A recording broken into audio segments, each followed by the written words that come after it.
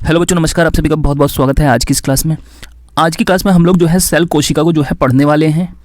अगर आप जो है किसी भी एग्जाम की तैयारी कर रहे हैं तो पूरा वीडियो एंड तक देखिए। चलिए स्टार्ट करते हैं आज की क्लास। देखिए, बात करें अगर कोशिका की, तो अगर पूछा जाए कि बताइए कोशिका की खोज जो है किसने की थी, तो देखिए कोशिका की खोज की थी 1665 में रॉबर्ट हुक ने।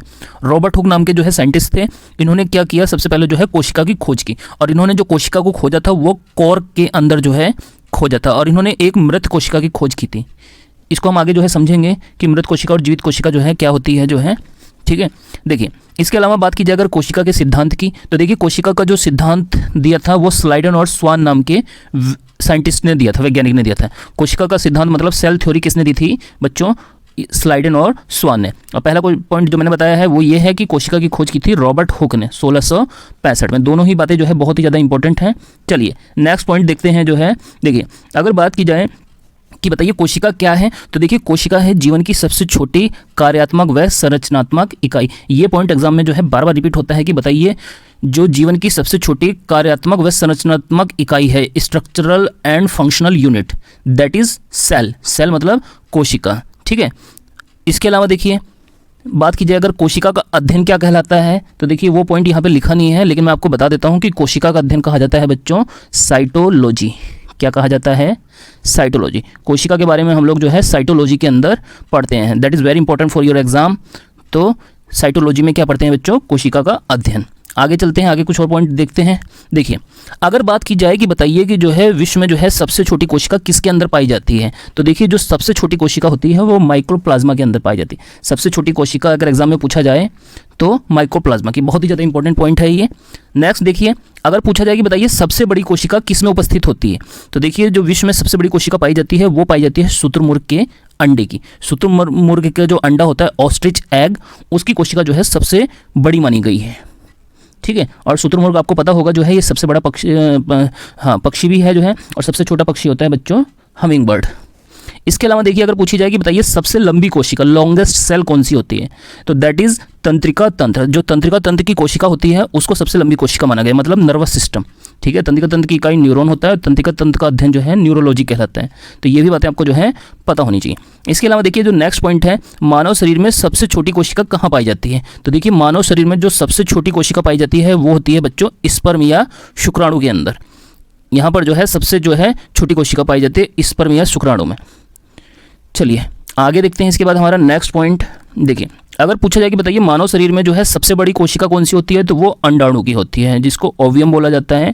यहाँ पर जो है सबसे बड़ी जो है कोशिका होती है मानव शरीर में, ठीक है। तो देखिए चारों पॉइंट में सबसे पहले आप अंतर समझ लीजिए कि अगर जो है पूछा जाए कि बताइए सबसे छोटी कोशिका तो माइक्रोप्लाज्मा, लेकिन अगर पूछे मानव शरीर में जो है सबसे छोटी कोशिका, तो तब आपको जो है स्पर्म बताना है। अगर पूछा जाए कि सबसे बड़ी कोशिका, तो आपको शुतुरमुर्ग के अंडे की बताना है, और मानव शरीर में सबसे बड़ी कोशिका है अंडाणु की। तो ये चारों पॉइंट आपको जो है याद होना चाहिए। इसके बाद देखिए नेक्स्ट जो हमारा पॉइंट है, ऐसी कोशिका बताइए जिसमें जो है कोई भी विभाजन नहीं होता है, मतलब जिस कोशिका में कोई भी विभाजन नहीं होता, तो ये होती है तंत्रिका तंत्र की कोशिका। इस कोशिका में जो है जन्म से लेकर मृत्यु तक कोई भी विभाजन नहीं होता है।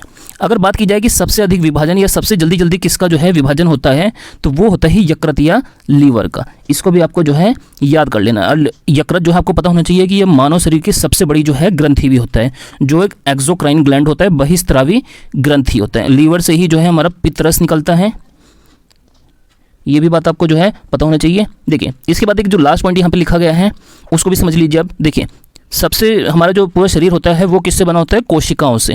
और कोशिका से क्या बनता है बच्चों? ऊतक, जिसको टिश्यू बोलते हैं। और ऊतक से क्या बनते हैं? अंग। और अंग से मिलने से हमारा जो है शरीर बनता है, ठीक है। तो इसको आप जो है अच्छे से समझ लीजिए, जो है ये एग्जाम के लिए बहुत ही ज़्यादा इंपॉर्टेंट है। देखिए दोबारा मैं आपको समझा देता हूँ। देखिए सेल, जब कोशिकाएं बहुत सारी आपस में ऐसे जुड़ती हैं तो उससे बनता है बच्चों टिश्यू, और जब ये टिश्यू आपस में जुड़ते हैं तो इससे बनता है ऑर्गन, और ऑर्गन के जुड़ने से बनती है बॉडी। तो यहाँ तक की बातें समझ गए होंगे। आइए अब इसके बाद हम कुछ और बातें जो है समझते हैं। देखिए इसके बाद जो अगला टॉपिक है हमारा वो है जीव द्रव्य, जिसको हम लोग जो है प्रोटोप्लाज्म के नाम से भी जानते हैं।